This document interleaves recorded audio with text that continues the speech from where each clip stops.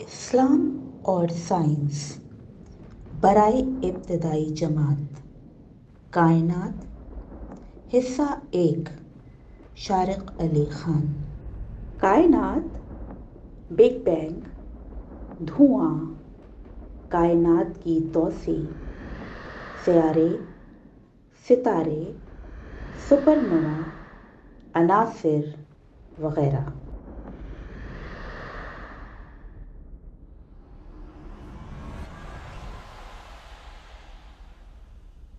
بسم اللہ الرحمن الرحیم۔ اللہ کے نام سے شروع جو نہایت مہربان ہمیشہ رحم فرمانے والا ہے۔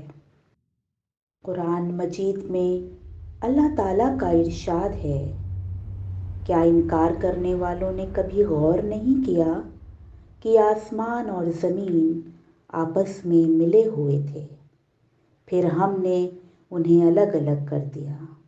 سورہ انبیاء 21 آیت 30۔ قرآن 1400 سال پرانی کتاب ہے اور سائنس دانوں کو ابھی پتہ چلا ہے کہ معاملہ بالکل ایسا ہی تھا، اور وہ اس واقعے کو بگ بینگ کا نام دیتے ہیں۔ بگ بینگ ہونے کے فوراً بعد کائنات دھواں کی طرح تھی۔ بگ بینگ کے ذریعے اللہ نے وقت، خلا، مادہ، حرکت اور کشش ثقل کو وجود میں لایا۔ اس سے پہلے ایسی کوئی بات نہیں تھی۔ اس کا مطلب یہ ہے کہ کائنات کے باہر ابدیت ہے۔ اب ہم سمجھ سکتے ہیں کہ اللہ ابدی ہے کیونکہ اس نے وقت پیدا کیا۔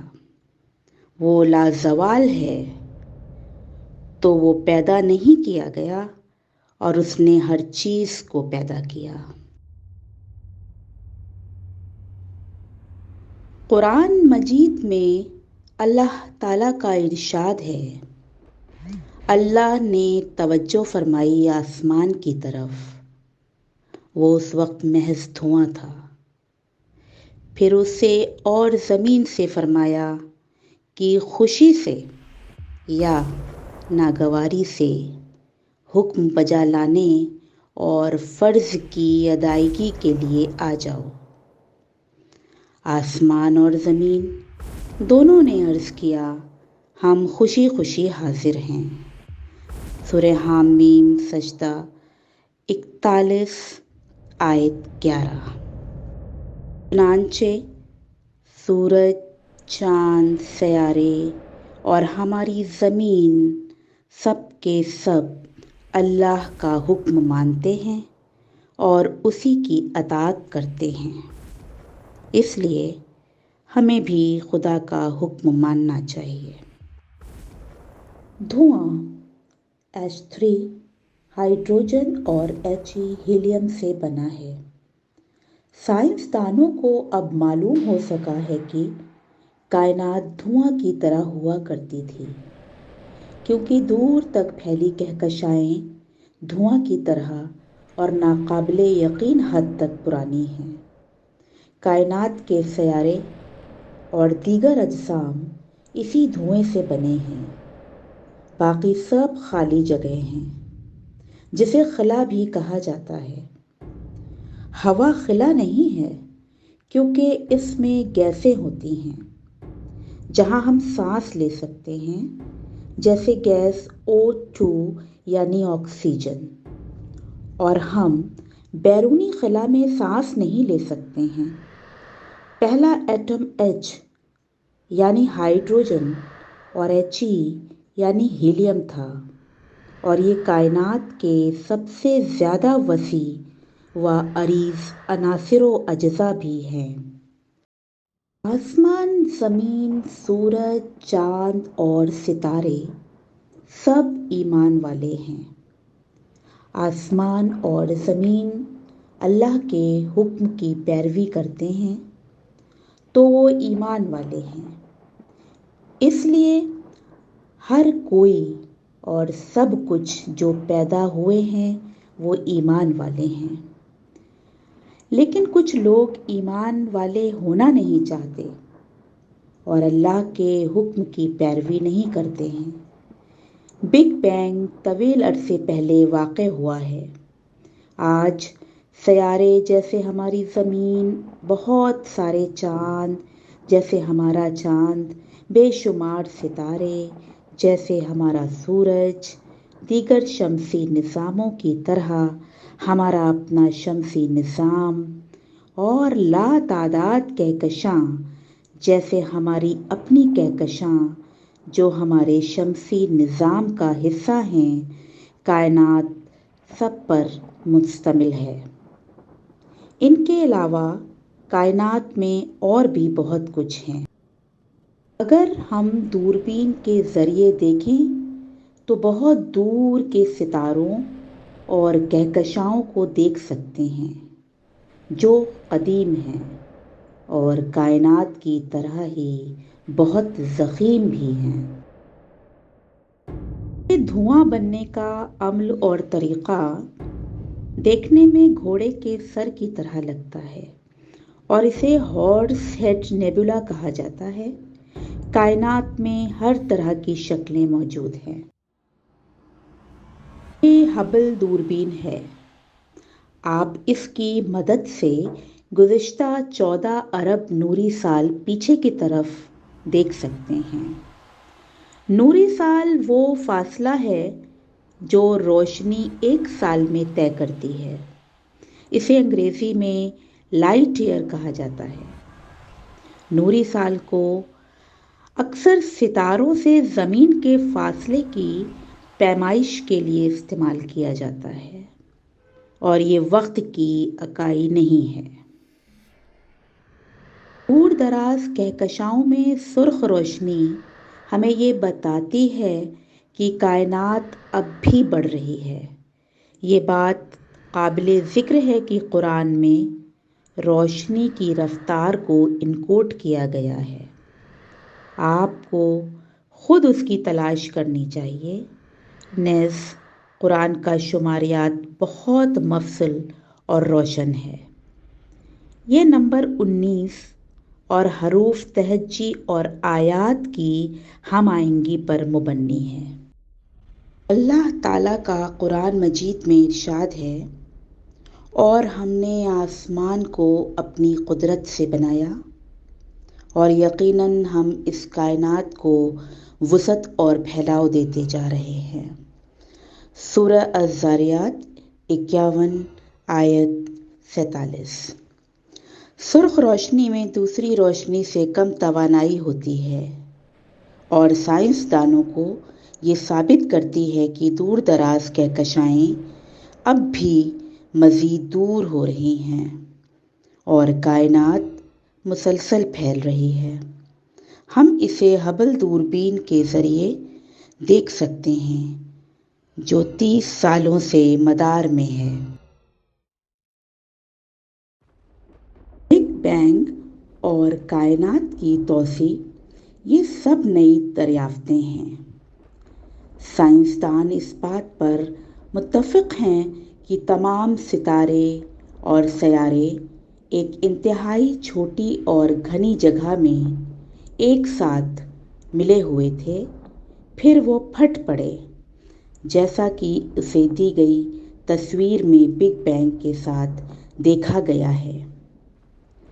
سائنسدانوں نے اب جا کر صرف کائنات کا ارتقاء اور بگ بینگ کا پتہ لگایا ہے، جو اللہ نے 1400 سال پہلے ہی قرآن مجید میں فرما دیا تھا۔ اس سے اللہ پر ہمارا یقین اور مضبوط ہوتا ہے۔ اس لیے ہمیں قرآن پڑھنا چاہیے۔ اللہ کے سوا کوئی معبود نہیں۔ سپر نووا بڑی دور مسافت والے ستارے ہیں اور وہ انتہائی گرم ہیں۔ سپر نووا زندگی کے لیے بہت اہم ہیں۔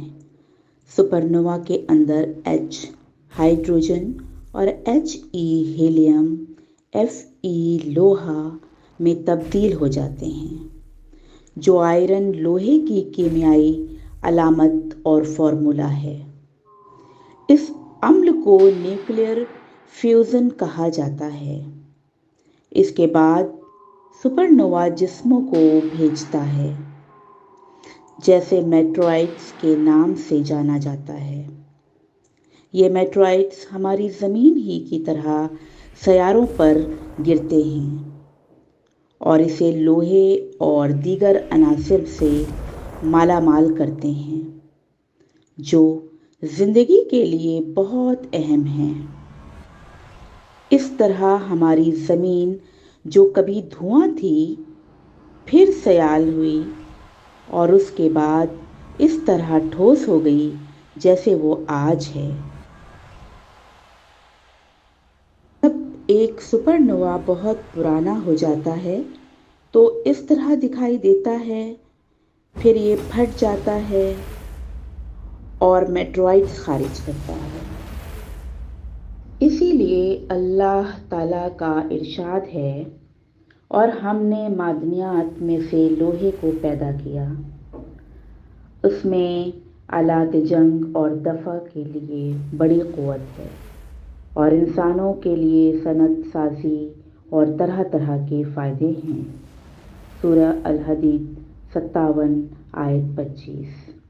और मज़ीद दूसरी जगह इरशाद बानी है, हम अनक़रीब उन्हें अपनी निशानियाँ इतराफ़ आलम में और ख़ुद उनकी ज़ातों में दिखाएंगे, ताकि उन पर वाज़े हो जाए कि कुरान वाकई हक़ है। सूरह सजदा 51 आयत 53। सितारों और सैयारों का इर्तिक़ा। सुपरनोवा से सितारे बनना। सयाराती नेबुला, नेबुला, पुलसार, सयारे और सितारे जैसे हमारा सूरज दोनों धुआं या नेबुला से बनते हैं। कॉमेट, दमदार तारा, कायनात से होकर गुजरते हैं और वो सुपरनोवा में पैदा शुदा लोहे, तांबे और दीगर भारी अनासिर और मादनियात को साथ लेते हुए जाते हैं।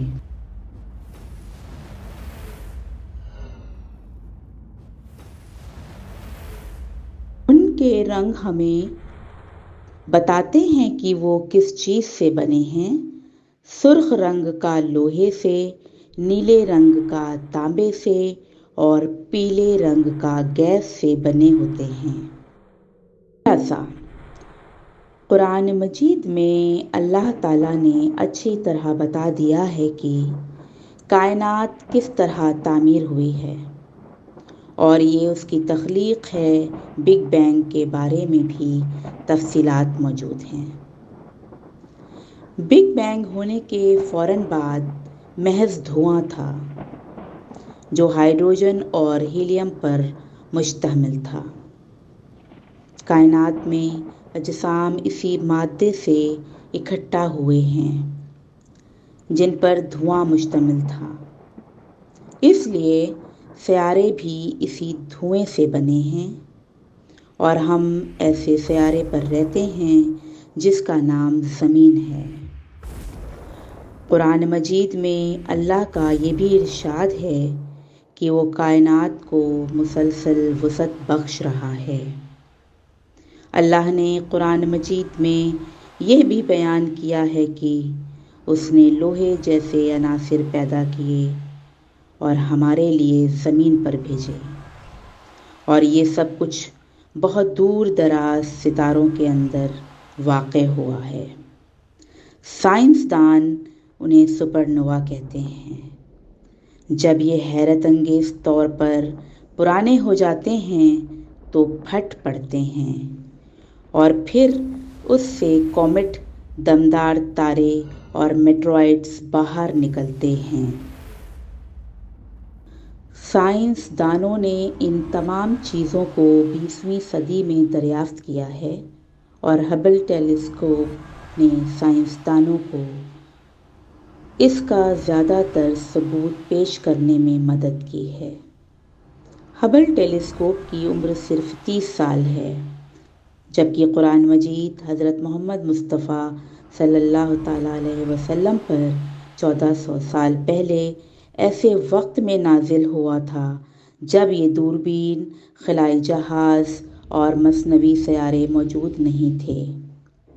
یہ اب جدید سائنس میں قدرتی مظاہر کے بہت سے پہلوؤں کا احاطہ کرتا ہے۔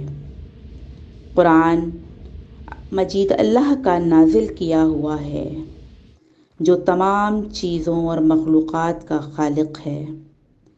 یہ مذکورہ چند چیزیں محض اللہ کی نشانیاں ہیں۔ ان کے علاوہ کائنات میں اور بھی اس کی قدرت کی بے شمار نشانیاں موجود ہیں۔ اللہ کے سوا کوئی معبود نہیں، اور محمد صلی اللہ علیہ وسلم اللہ کے رسول ہیں۔ اس سلسلے کا اگلا حصہ نظام شمسی کے بارے میں ہے۔